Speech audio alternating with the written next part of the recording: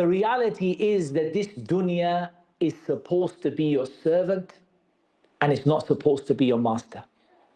Abu Sa'id al-Khudri radiyallahu anhu narrated from the Messenger of Allah sallallahu alayhi wasallam that he said, "Inna dunya hulwatun khadira wa inna Allah mustakhlifukum fiha fayanzuru kayfa ta'malun fattaqu dunya wattaqu an-nisa fa inna awwala fitnati bani Israel kanat fi an-nisa."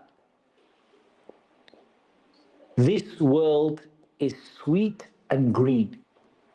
The meaning of green is it's beautiful, it's alluring, it's amazing, it captures you.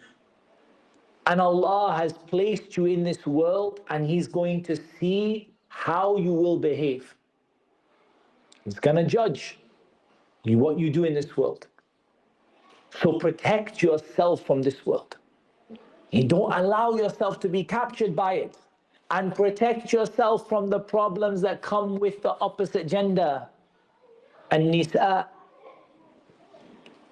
falling into a fitna when it comes to relationships.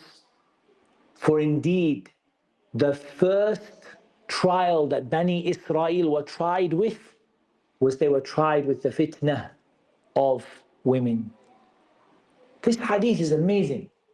It shows you how the dunya captures you, how you become caught up in it, how you look at it and you want more and more and you crave for it and you desire for it, and how there are so many nice things to do and so many pleasurable things to do. But remember why you're here. And why I brought this hadith is I wanted you to understand something. Why am I here? If this dunya is your Jannah, you're going to be very, very disappointed. And you're not going to get out of it what you want. But if it's the case that you see this dunya as a place of a test and trial, الذي خلق الموت والحياة ليبلوكم أيكم أحسن عملا, the one who created death and life to test which of you are best in deeds. If you see it as a test, you'll get the most out of it. But if you see it as Jannah, and you're trying just to get better and more, and I want more things and more things, and I'm trying to get more and more and more things, ultimately you'll never ever be happy. This dunya in the sight of Allah doesn't count for anything. Sahl ibn Sa'd radiyallahu anhu narrated from the Messenger of Allah sallallahu alayhi wasallam that he said, لو كانت الدنيا تعدل عند الله جناح بعوضة ما سقى كافرا منها شربة ماء. If this dunya was worth the wing of a gnat, yani a fly, a mosquito, in the sight of Allah, Allah would not have given the disbeliever any water to drink. Now, when we look at non-Muslims, how they're living their lives in this world, in the whole world, we see they're rich, they're powerful, they have nice cars and houses and all of that. If this dunya was worth anything to Allah, Allah wouldn't have given them water. So that means this world is not worth something. It's a place to be tested. It's a place to be tried. It's a place to be examined.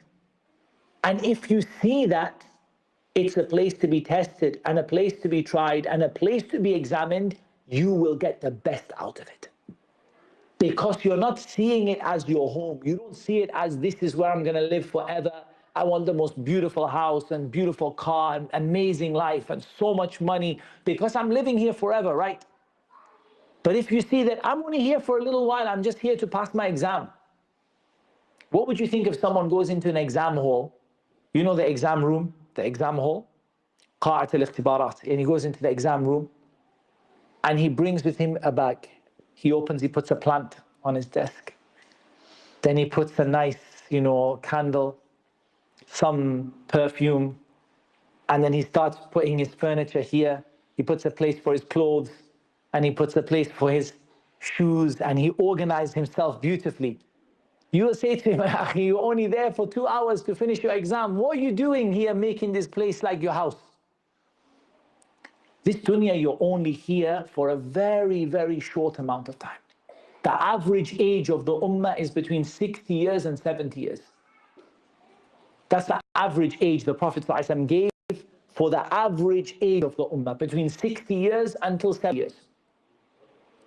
So wouldn't we say that you don't overdo it? Of course you're going to have a house, you're going to have somewhere to live, you're going to have a roof over your head, but you don't go so far that you're actually treating it like you're going to be here forever, but you're treating it like a temporary place that you're just going to stay for a while.